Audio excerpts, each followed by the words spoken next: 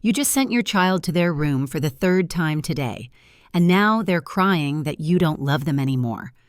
Your heart is breaking and you're questioning everything. Am I being too strict? Am I damaging our relationship? Should I go comfort them or hold the boundary?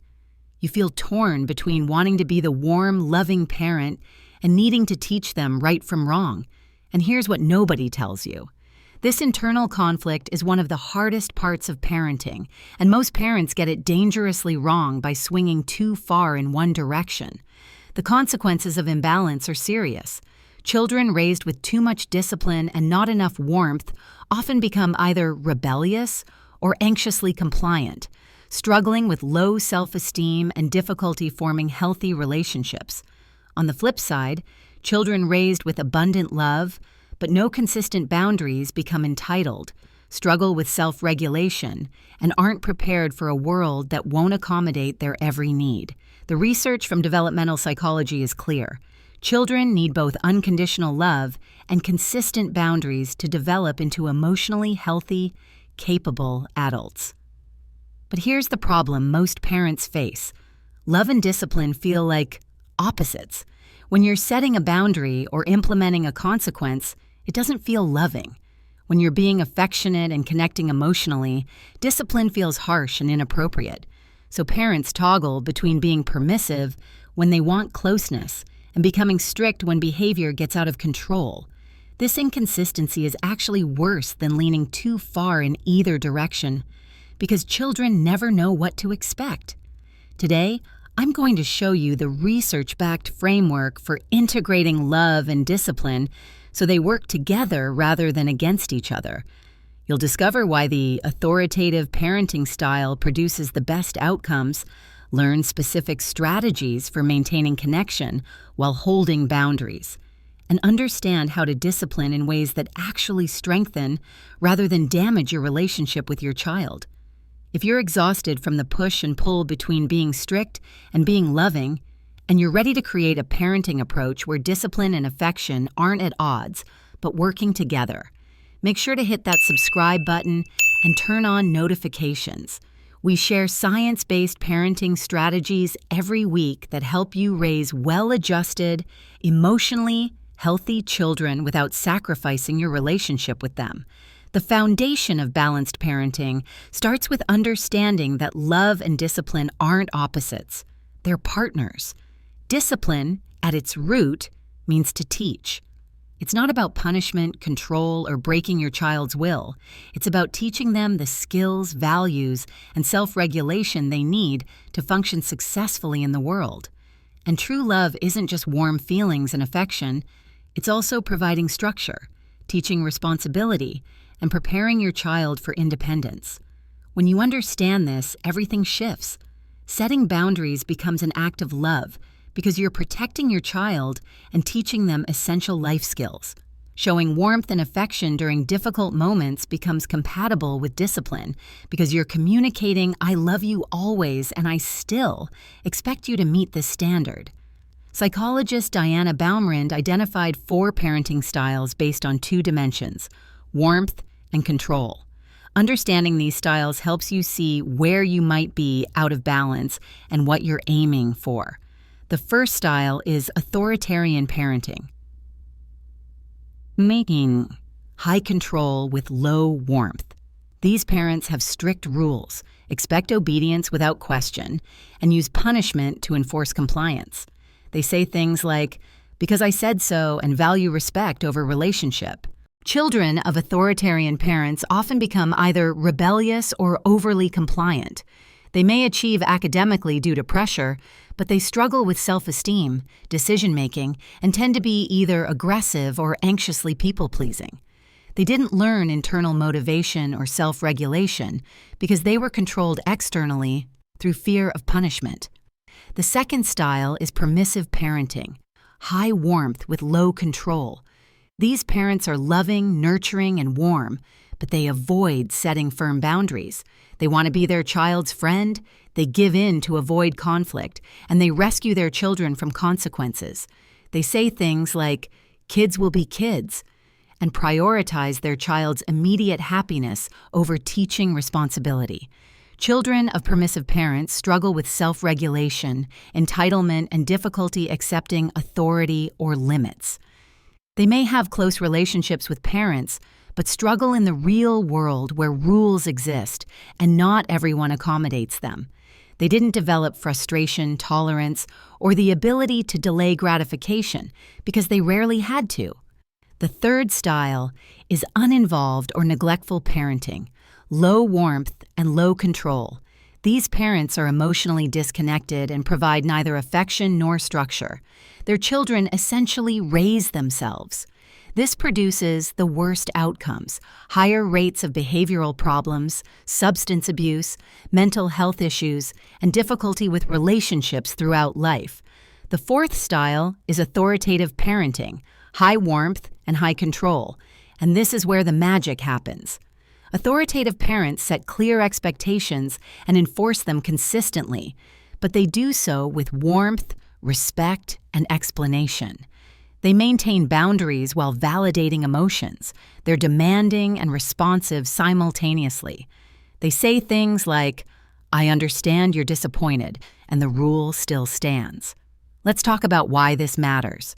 Research consistently shows that children of authoritative parents have the best outcomes across virtually every measure: higher self-esteem, better academic performance, stronger social skills, lower rates of behavioral problems, better mental health, and healthier relationships. They develop both the security that comes from unconditional love and the capability that comes from consistent expectations.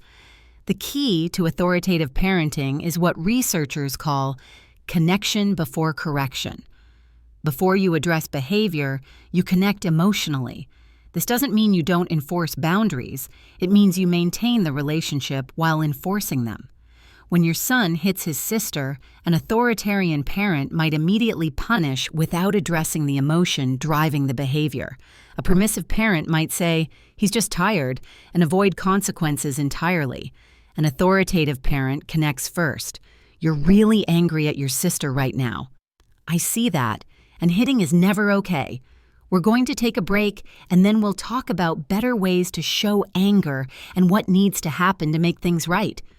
This approach addresses the emotion, maintains the boundary, teaches alternative behavior, and includes appropriate consequence while preserving the relationship. This is the framework we're building toward: clear, consistent boundaries maintained with warmth and respect. Discipline that teaches rather than punishes. Love that includes high standards rather than lowering them for comfort. Let's look at how to implement this practically. The first practical strategy for balancing love and discipline is separating your child's worth from their behavior. This is fundamental, but most parents struggle with it. When you're disappointed in your child's choices, it's easy to communicate disappointment in them as a person. The language we use makes all the difference. Instead of, "You're being bad," or "I'm disappointed in you," say, "That behavior isn't acceptable," or "I'm disappointed in that choice you made." This seemingly small distinction teaches children that while their behaviors have consequences, their inherent worth is unconditional. They learn, "I made a bad choice, but I'm not a bad person. My parents' love is constant even when they don't love my behavior." This allows discipline to happen without damaging self-esteem or the parent-child relationship. The second strategy is using natural and logical consequences instead of arbitrary punishment. Punishment is something unpleasant imposed to make a child suffer for wrongdoing. Consequences are the natural or logical results of choices that teach responsibility. If your daughter forgets her lunch, the natural consequence is being hungry, not losing screen time tonight. If your son breaks a toy by playing too rough, the logical consequence is the toy stays broken, or he works to replace it, not getting grounded. Consequences feel fair to children because they're directly related to the behavior. This maintains the teaching aspect of discipline while avoiding the power struggle that punishment creates. When implementing consequences, explain the connection calmly. "You chose to leave your bike in the driveway again after I reminded you. It got run over. I know you're upset, and this is what happens when we don't take care of our things. We'll need to figure out how you can earn money to replace it. The third strategy is maintaining calm emotional regulation during discipline. This is perhaps the hardest but most important element. When you're angry, frustrated, or feeling disrespected, your child's behavior triggers your own emotional response. But effective discipline requires you to remain calm and in control. When you yell, lecture, or become emotionally reactive, you shift focus from the child's behavior to your emotional state. They stop thinking about what they did wrong and start thinking about how unfair you're being. Children need you to be the calm in their storm. When they're dysregulated, your regulation helps them calm down and actually process the lesson. Take deep breaths, lower your voice, and slow down your speech. If you're too activated to handle the situation calmly, it's okay to say, "I'm too upset to discuss this right now. We'll talk about this in 15 minutes after I've calmed down." This models emotional regulation while preventing discipline that's driven by anger rather than teaching. The fourth strategy is offering choices within boundaries. This gives children developmentally appropriate autonomy while maintaining your non-negotiables. Instead of "you're going to bed now," try "it's bedtime." Would you like to brush teeth first or put on pajamas first? Instead of "stop playing and do homework," try "homework needs to be done before dinner." Would you like to start now and have free time after, or play now and do homework right before dinner? These choices don't undermine your authority or the boundary. Bedtime still happens, homework still gets done, but your child has some control over how these requirements are met, which reduces power struggles and builds decision-making skills. They're more likely to cooperate when they have some say in the process, and you maintain the boundary without unnecessary conflict. The fifth strategy is validating emotions while holding behavioral limits. This is the heart of balancing love and discipline. Your child's feelings are always acceptable and worthy of acknowledgement. Their behavioral expressions of those feelings may not be. When your toddler has a meltdown because you said no to candy, validate the feeling, "You're really disappointed. You wanted that candy so much." Then hold the boundary, "And we're not buying candy today." His combination of validation and boundary maintenance is powerful. Children feel seen and understood, which preserves connection, while still learning that all behaviors aren't acceptable. Over time, they internalize that feelings don't control behavior, that emotions can be felt and expressed appropriately, and that limits exist even within loving relationships. The sixth strategy is following through consistently with stated consequences. Nothing undermines discipline faster than empty threats or inconsistent follow-through. When you say, "if you do X, then Y will happen," and Y doesn't happen, children learn your words mean nothing. They'll keep testing to see if you really mean it this time. This creates more conflict, not less, because they're constantly checking whether boundaries are real. Instead, only state consequences you're absolutely prepared to enforce. Think it through before speaking. "If you two don't stop fighting over that toy, I'm putting it away for the rest of the day." Can you actually follow through with that? Will you remember? Is it proportional? If yes, state it once, calmly, and then do exactly what you said without repeated warnings. This builds trust that you mean what you say, which actually makes discipline easier over time because children learn you're consistent and reliable. The seventh strategy is repairing ruptures in the relationship. No parent maintains perfect balance all the time. You will be too harsh sometimes, too permissive other times, or lose your temper and respond in ways you regret. What matters is repair. When you've handled something poorly, acknowledge it directly. "I yelled at you earlier when I was frustrated. That wasn't okay. I'm sorry. You deserved for me to stay calm even though I was upset about your behavior. I'll work on doing better." These repairs are incredibly powerful. They teach children that relationships can survive conflict and mistakes, that adults take responsibility for their actions, and that imperfection is human and forgivable. They also maintain connection even through difficult parenting moments, which is the whole goal of balanced discipline. The eighth strategy is investing in connection outside of discipline moments. The relationship equity you build during positive times gives you credibility during discipline moments. If the only time you're really engaged with your child is when they're in trouble, they'll come to resent discipline, and your relationship suffers. But if you spend regular quality time together, show interest in their world, and demonstrate consistent affection, discipline happens within the context of a secure relationship. Make daily deposits in the relationship account, one-on-one time, physical affection, genuine interest in their activities, laughter, and play together. These deposits allow withdrawals during discipline moments without damaging the overall relationship balance. Your child can handle correction from someone who they know loves and delights in them. The ninth strategy is age-appropriate expectations and consequences. A 2-year-old testing boundaries is developmentally normal exploration, not defiance requiring strict discipline. A teenager pushing for independence needs different boundaries than a 7-year-old.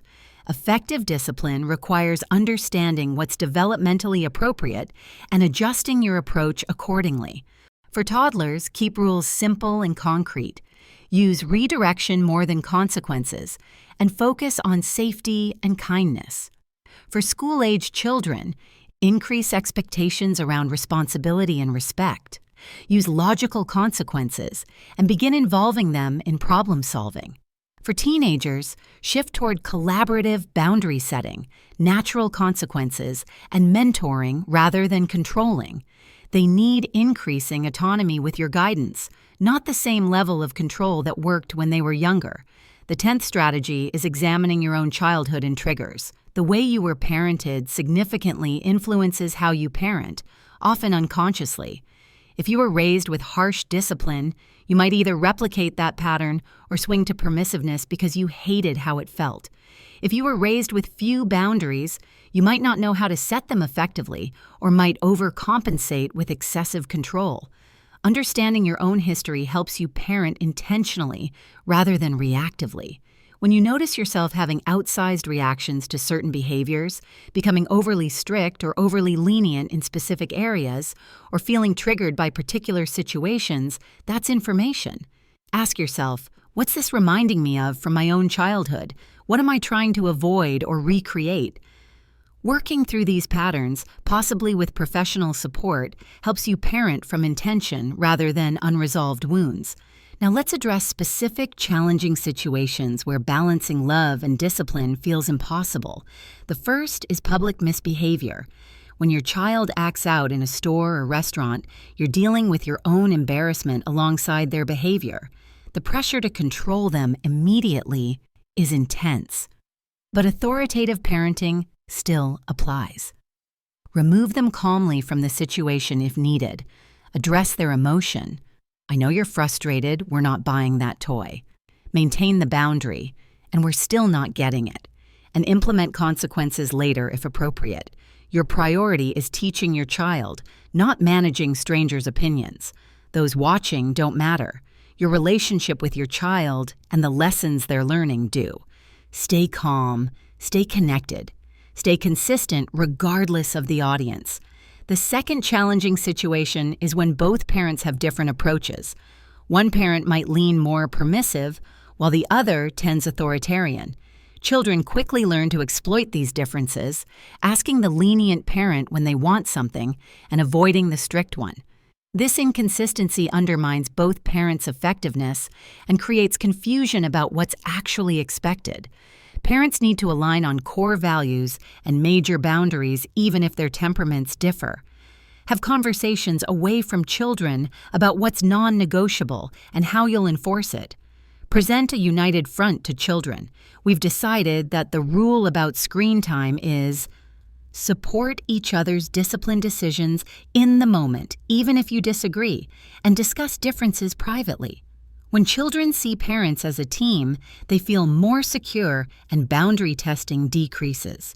The third challenging situation is strong-willed or intense children who seem to escalate when disciplined. These children need boundaries just as much, maybe more than easier temperaments, but they require patience and creativity in implementation. They benefit from advance warning about transitions, choices within boundaries, and understanding the reasoning behind rules. They're not trying to be difficult, their nervous systems are just more reactive. Stay especially calm with intense children because they escalate in response to your intensity. Give them space to cool down before addressing behavior. Involve them in creating solutions. You're having trouble remembering to use gentle hands with the baby. What could help you remember? This honors their need for some control while maintaining your non-negotiable boundary about safety. If you're ready to stop the exhausting cycle of being either too strict or too lenient and want more strategies for authoritative parenting that builds both strong relationships and strong character, make sure to hit that subscribe button and turn on notifications. We share research-based parenting insights every week that help you raise confident, responsible, emotionally healthy children. As we wrap up, remember that balance doesn't mean 50-50 every moment. Sometimes discipline needs to be more prominent, like when safety is at risk or a serious boundary has been violated. Other times, love and comfort need to take priority, like when your child is struggling emotionally or going through difficulty. The balance happens over time, across situations, in the overall pattern of your parenting. What matters most is that your child experiences both secure attachment and clear expectations consistently. They need to know your love is unconditional and constant, and that certain standards and values are also constant. When these two elements coexist, children thrive. They feel safe enough to explore and take healthy risks because they trust your love. They develop self-regulation and responsibility because they've experienced consistent limits. Start implementing these strategies today. Be patient with yourself through the learning process and watch your family dynamics transform.